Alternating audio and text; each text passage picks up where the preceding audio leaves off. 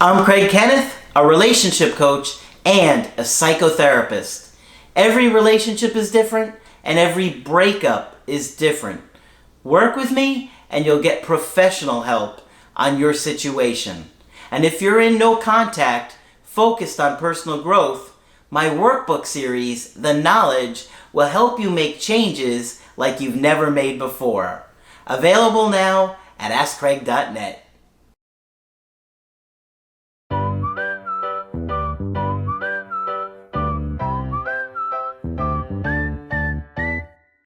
Hi there, I'm Coach Craig Kenneth. And I'm Coach Victoria. And in this video, we're going to be talking to you about ignoring red flags. Whew, it's a tough one. Sometimes we have those rose-colored glasses and we just see right through all the red flags. They kind of blend in with the tint on the lens. Yep. Before we continue, I did want to say that Craig and I are available for coaching sessions. So if you do want to talk about your situation one-on-one with one of us, you can do that by heading to the website and booking from there. Yeah, ignoring red flags is a big mistake. Okay? I know when you first meet somebody and you feel that attraction, it's so easy to get overwhelmed with your feelings, and it's like a drug. This new person becomes like a drug to you that you can't wait to see him and talk to him and go out on dates or whatever. But if you ignore major factors, especially, it's gonna come back and get you. Mm-hmm. And a lot of times we justify, we try to rationalize, we come up with excuses because we like someone so much. And we have to start taking things a little bit more at face value, even if it's early on. Yeah. At least taking note. Yeah. You gotta pay close attention, and you gotta take your time getting to know somebody. Always take your time, because you really don't know what they're gonna be like in the long run.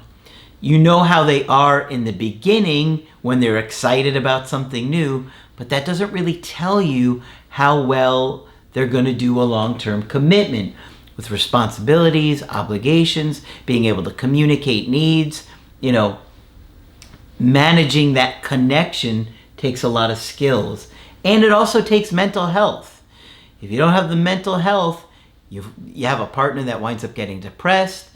And then a lot of times they're like, I can't do this. I can't give you what you need.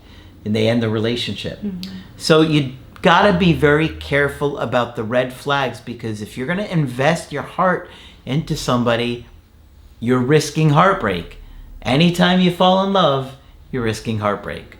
So we've got a good email coaching today that's gonna talk about what happens when you ignore red flags.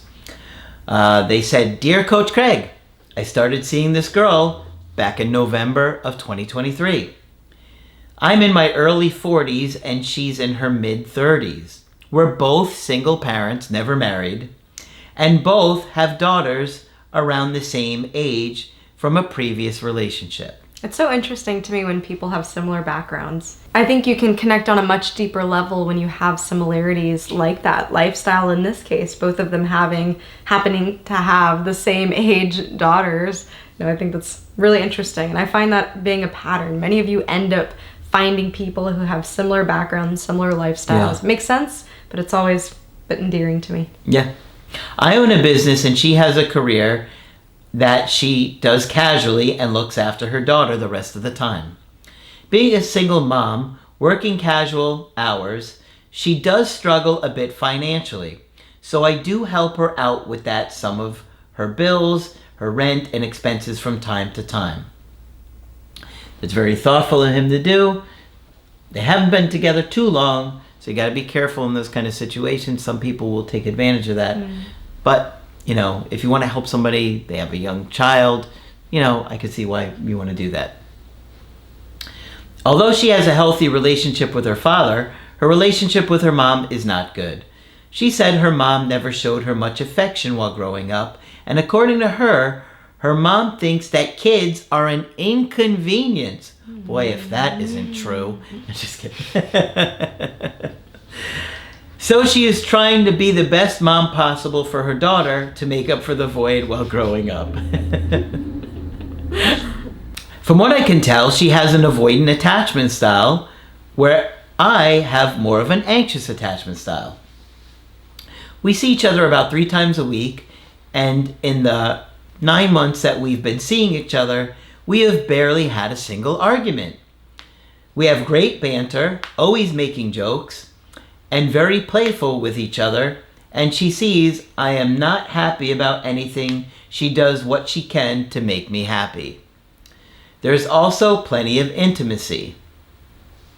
When we first started seeing each other, she said she wanted something very casual. So you got to be careful when somebody says that, right? Because we think they're going to change their mind, but then a lot of times they're like, well, no, I told you up front this is what I wanted.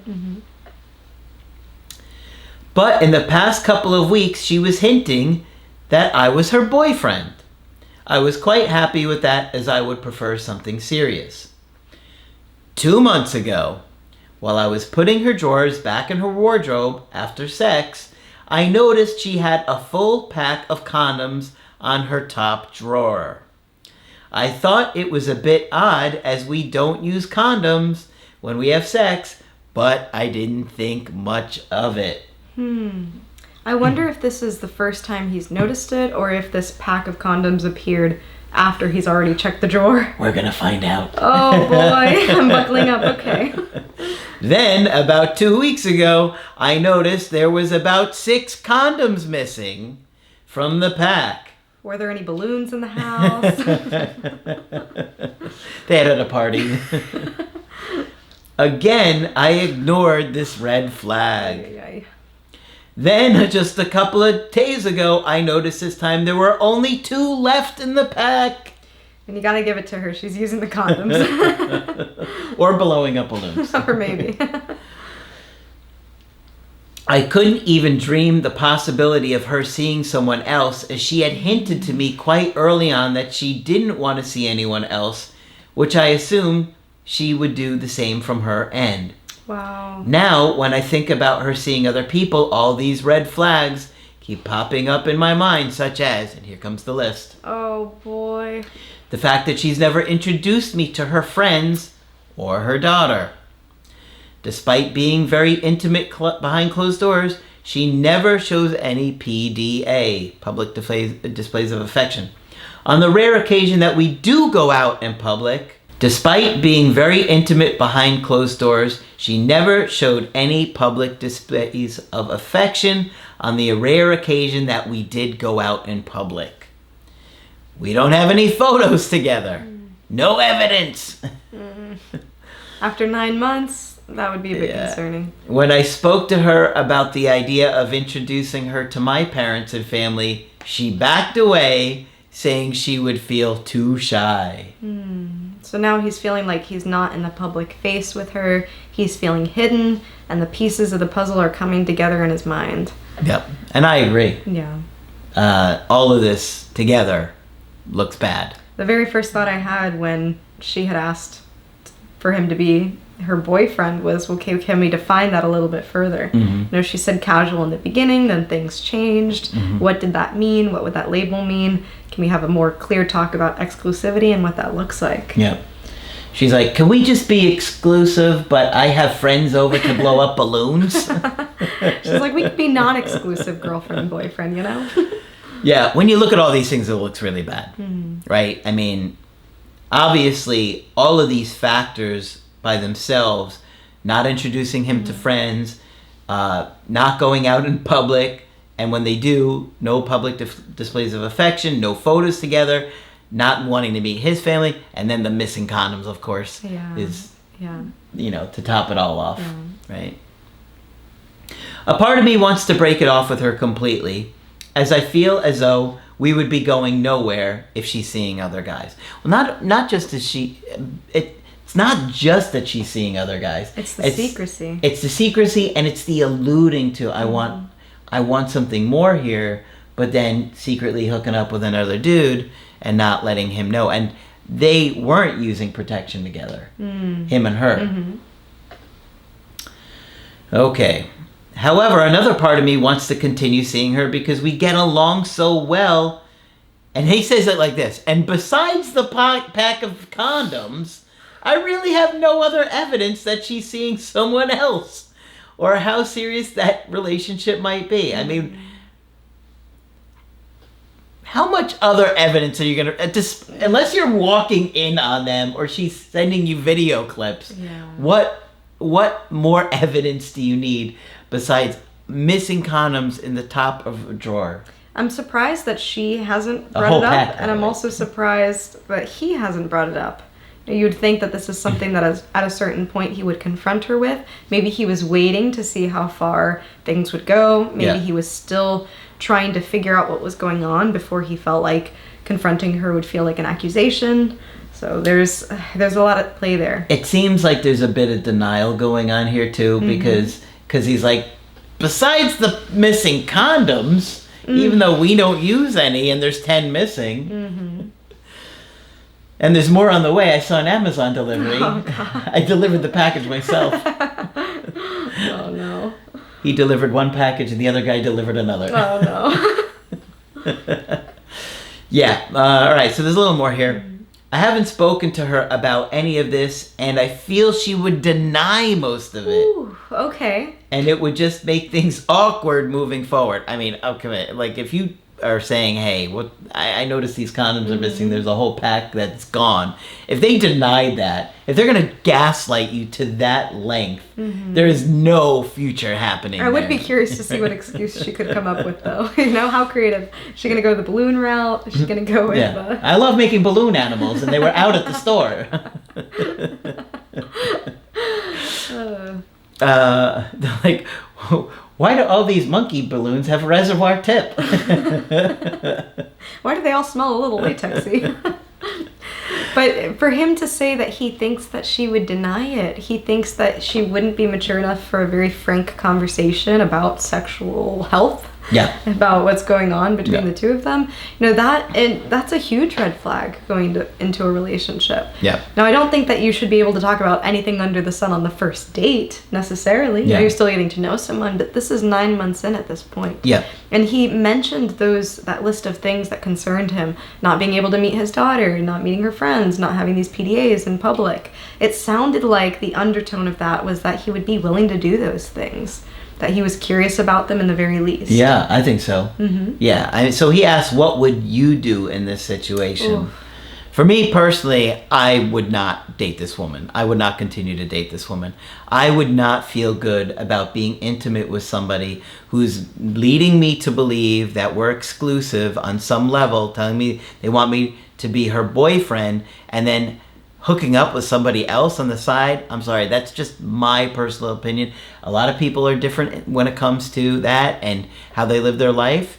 But for me, not just the condoms or the hooking up, forget about the condoms, right? Because she may have hooked up with this other guy without any. We don't know.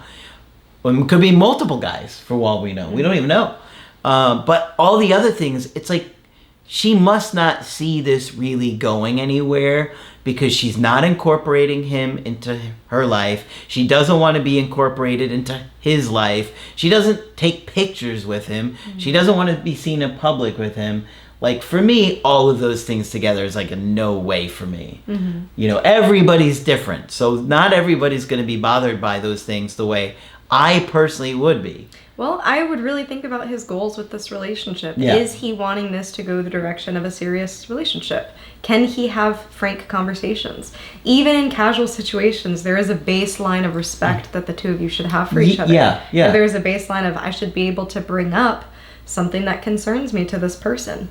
You know, so I'm hoping that he can start to have some of these conversations. Maybe he needs to see her deny these things. Maybe he needs to get to the point where he is more clear with her and sees this really fall apart for him to understand more of her character and how she responds. Now, there could be some other reason that maybe we haven't thought of. Maybe there's, you know, something going on with the condoms. Maybe she's, you know, using them for her own toys. I know some people do that. I would be willing to hear what she had to say, but definitely I think that hesitancy is healthy. And really think about your goals. I think you're bringing up a great point of all these other things. Her not incorporating you into her life. You know, are those things that you want? Can you discuss those things with her? The sentence that made me most concerned in this entire email was that you thought she would deny something that you would bring up. Yeah. Yeah. Well, yeah. What does that tell him, or tell us about how he sees her character? Exactly. Right. Exactly. Like he doesn't even think she's going to be honest about that. That's a great point. Yeah. Because he must not think too good of her character or her morals or her integrity if he doesn't even think she'll be honest here. Right. And a lot of this has to do with trust. It sounds like he already is struggling to trust her. It sounds like he's already struggling with the idea of her being with other people because of the amount of care and investment he has in this relationship. So at this point, have more clear conversations with her, see what the outcome of that is, and then really try to manage your expectations of what this is. You can decide to move forward with it. If there are emotional feelings there, that can either mean restructuring how you view this relationship, or deciding for your own mental health and for your own heart and emotional health that you need to step away. Yeah, I think I would, try and see how honest she is with you. And if she doesn't seem like she's really being transparent and honest and sincere, I would not see this as anything more than a casual hookup, because she's not really showing anything that says that she wants something real, meaningful. The behaviors just don't line up with that. Right. A woman that's really into this guy is going to be, honest and trying to incorporate him and her lives together, the kids playing together, they're the same age, meeting his family, meeting her family. That's how people are when they're looking for more. And, had she said she wants to be casual and not really kind of alluded that she was wanting exclusivity, it's a different situation. But it seems like she really misled him with that, and I really don't like that. Right. I would say if she's not honest, you're not sensing that you can trust her, I would start using some of those condoms in the pack. Yeah, there's none left. What are you talking about? He's going to have to buy his own box now. So really think about that. When you are exposing yourself to someone in that way, your health is at risk too. Yeah. It's something I always think about. If somebody can't be honest with you about very basic sexual health things, got to reconsider a lot of things there. Yeah. Well, this is a tough situation in the sense that he found somebody who he really connected with, and they had good banter, and it was fun and playful. And I'm sure that's so hard to let go when you find that connection with somebody. But all the other adult things that come with that, responsibilities, communicating, being on the same page, all of those things, it doesn't appear like she's on the same page with him. So I personally wouldn't trust somebody who's behaving like that. And this is hard because this is 9 months in at this point. Yeah. So I understand that it's going to take a bit to remove yourself if that's the option you choose. It can be hard to get to a casual place with her, if you do have feelings. So try to honor yourself as much as you can, respect your feelings, acknowledge them, and make the best decision for you. Yep. All right. Tough situation. Hopefully this one's been helpful to you. If you want to get our help personally, you can do that on my website, askcraig.net. I do email coaching and I do Skype. Coach Victoria is also available for Skype coaching. I'm here whenever you'd like to chat. Just click on her name on the top of the website to schedule with her. But that's it for this video. I'm Coach Craig Kenneth. And I'm Coach Victoria. And we will talk with you soon.